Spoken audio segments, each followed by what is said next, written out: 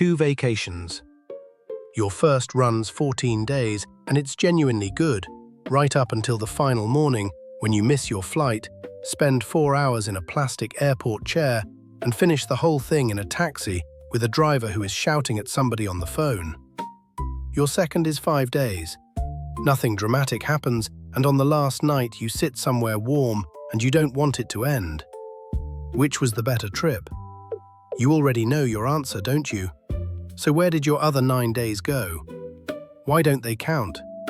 Researchers chased that question for a decade, and every answer came back stranger than the last. Then they ran one final experiment, the one that should bother you, because that time they didn't just watch this happen, they used it. On real patients. Deliberately. 1993. 32 students, $10 each, and a tub of very cold water. Put one hand in, they're told, and leave it 60 seconds. About 57 Fahrenheit. Not injury cold, just the cold that makes your hand ache and your eyes start hunting around the room for a clock. Then a second round, other hand, same 60 seconds. Except when the minute is up, nobody tells them to stop, and the hand stays in 30 seconds longer while the researchers nudge the temperature up 1 degree. Still cold. Fractionally less horrible than a moment ago. So, one short trial, and one longer trial containing every second of it, plus 30 more. Now they're told there's a third round, and they pick which one to repeat. Would you take 60 seconds of pain, or 90 seconds, where the first 60 are identical? Where's the version of that arithmetic in which the long one wins? 69% chose the long one. Asked afterward, they said the long trial had been less uncomfortable overall and less tough to cope with. Both flatly untrue, and the paper says so in about those words. One man muttered something the researchers wrote down verbatim. The choice I made doesn't seem to make much sense. He was right. He did it anyway. What were they running on, if not the total amount of pain? How closely did the choice track which trial felt longer? Barely at all, a correlation of 0.16. How closely did it track which one they remembered as easier? 0.8 on a scale that tops out at 1. They weren't confused about time either. On average, they judged the durations correctly. It just barely counted. There's a name for that, as blunt as it sounds. Duration neglect. When somebody asks you how bad something was, you don't add it up. You can't.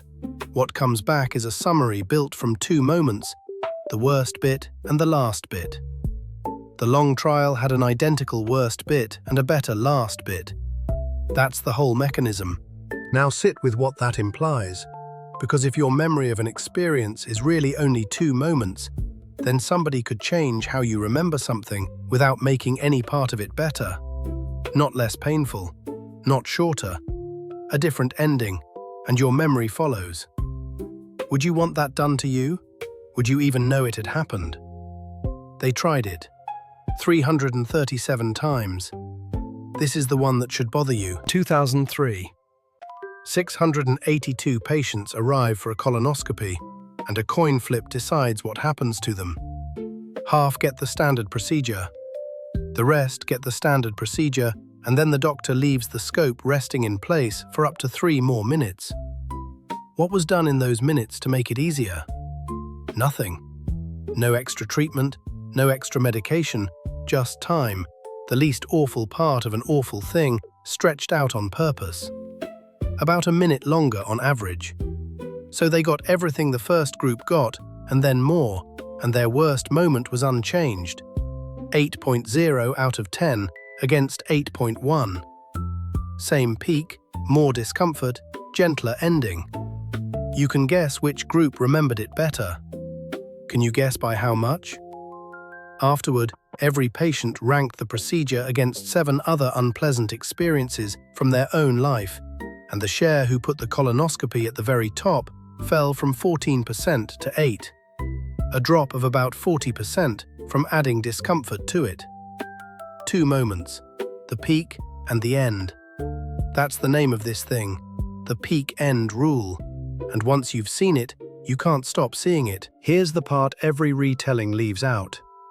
The researchers, one of them Daniel Kahneman, who'd won a Nobel the year before for work like this, also tracked whether these patients ever came back for their next screening, which for a cancer screening is the outcome that actually matters.